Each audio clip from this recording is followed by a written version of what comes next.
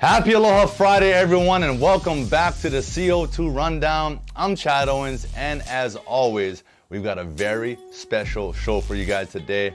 More so special to me and probably to a lot of you that are watching this right now, and we'll talk more about that as we get in. But before we get started, I want to give a huge thank you to our sponsors, Mercedes-Benz of Honolulu, Windows Hawaii, Hawaiian Telecom, and Long's Drugs for making this show possible. And I want to thank you again for tuning in. Let's dive on in to the CO2 Rundown. That's right, our boy Marcus Mariota got his shot finally with the Las Vegas Raiders, and unfortunately it came to things that we don't want to see, injuries. Derek Carr went down and Marcus stepped in, and boy did he ever look good. Look, I know they lost the game, right? In overtime, they were fighting for a possible playoff spot, but from being out of the game, having not played a game in over a year, man, I think he looked as good as he's ever looked. I know there's a couple of throws he might have wanted to get back, but man, he looked like the Marcus Mariota that we all know that he could play like. And I believe for Marcus, this just shows the type of person he was, the type of player he is.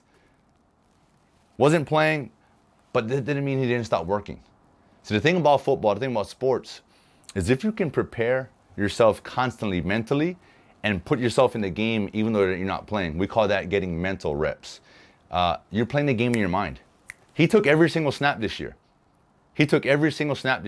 Mentally. So he's been playing. And it showed, man. And I think he was out to prove that, yeah, he can still be a leader, a starting quarterback in this league. And so I know we're all excited to see Marcus finally get back in there. And boy, do you look good in black and silver. Look, hey, I know Marcus is going to finish the regular season off here as their starter because I believe Derek Carr pulled his groin, and that probably means he's done for the season. So good luck the rest of the day, brother. We're all behind you, and we're all excited to see you back in the lineup. And here it is, the story of recent. The Aloha Stadium announced that it is going to be canceling all future events from this point on. And I know a lot of people are like, oh my God, the stadium's shut down. It's getting blown up tomorrow. I guess that's not the case. They still have scheduled things that was in the pipeline that they're going to continue to move forward with, the Hula Bowl being one of them. And unfortunately, the Polynesian Bowl, the high school all-star game, that's just one of the top games in the nation for high school players, has been canceled. And that's due to COVID. So that's unfortunate. What's also unfortunate is the effect that it's having on the high school games coming up here in the spring.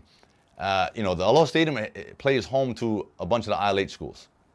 And it's a place where high school kids look forward to playing, right? It's the atmosphere. It's the stage in which they want to get to, right? It's a college stadium. It's a big-time stadium, so it's a place that they want to get to. So that's the unfortunate part for our high school kids. But look, that's just another sudden change, guys. That's a midstream adjust. In football, we like to say that, hey, there's sudden change and there's midstream adjusting that needs to happen in the game. There's things that you can't prepare for in the game, and there's things that you can't prepare for in life. So look, we're all going to make the adjustments, and we're going to be fine. That just means, hey, IL8's teams, we're going to find another place to call home for this season, right? Maybe for the next couple of seasons. Who knows? But I just remember being a high school kid at Roosevelt High School wanting to play in that Aloha Stadium, right? And I finally got an opportunity in my senior year in a playoff game against Kailua, in which we lost. And I know all my fellow teammates, Roosevelt Rough Riders, I know we are reliving that moment now. It was a game in which we felt we could have won. But nonetheless, man, the experience of being there, walking onto that stadium was surreal, man. It was just, it was a dream come true. And which leads me to the next topic here, the University of Hawaii. Now, their season next year, they're going to have to find a home potentially and most likely because you got to plan these things a year in advance. University of Hawaii Athletic Director Dave Matlin announced that they are in the hunt for a new home come 2021. So that's just what it is. Again, midstream adjust. Again, it is unfortunate, but it is what it is. And who knows what tomorrow holds? Things could change. We don't know. But for now, the Aloha Stadium moving forward, all future events have been canceled. And, you know, the Hula Bowl may be the last game ever played, football game ever played in that stadium. So that's something special to be a part of if you are. And I know Coach Rich Miano is sort of taking the lead on that, and that's just going to be an unbelievable experience. And speaking of experience, I just want to share some of my memories of that stadium. You know, being in high school, that was my first taste. And it had me starving for more. And when I got the opportunity, when I graduated, to walk on to the University of Hawaii, and that very first game, when I got out there, suited up in the all black, you know, walking on literally to that field and seeing like the Avion Weavers, the Craig Stutzmans.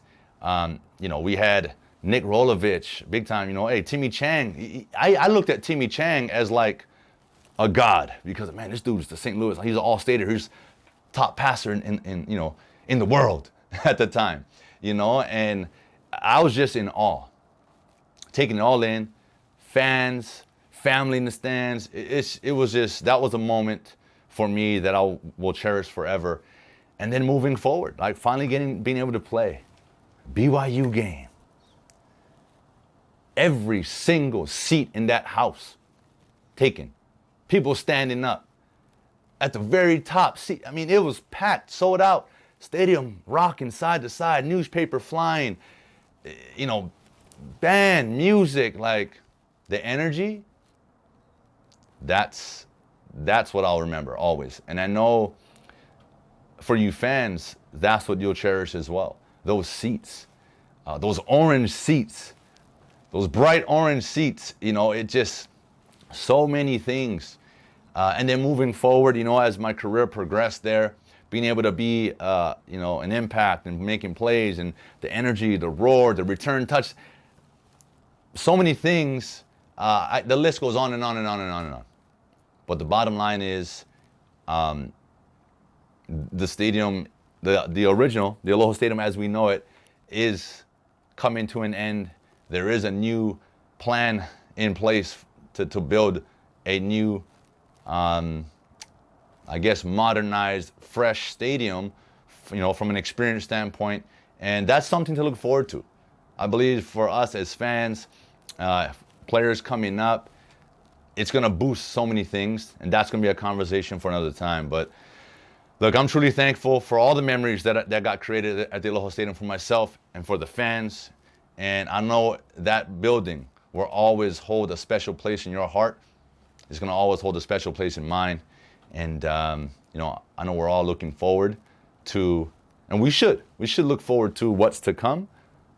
And it's something special when you can hold on to a memory, an everlasting memory, lifetime, lifelong memories that you shared in that building. Pre-game, in the parking lots, tailgating, everything. So I just want to say thank you to the Aloha Stadium. Thank you to the fans. And thank you for the memories and the experiences. I'm looking forward to what's to come. And with that, that concludes today's CO2 Rundown, this Aloha Friday segment. We are a week away, if I'm not mistaken, from Christmas. So much to look forward to. Enjoy the weekend. And I want to give a huge thank you again to our sponsors, Mercedes-Benz of Honolulu, Windows Hawaii, Hawaiian Telecom, and Long's Drugs. Enjoy the weekend, guys, and I'll see you on Monday.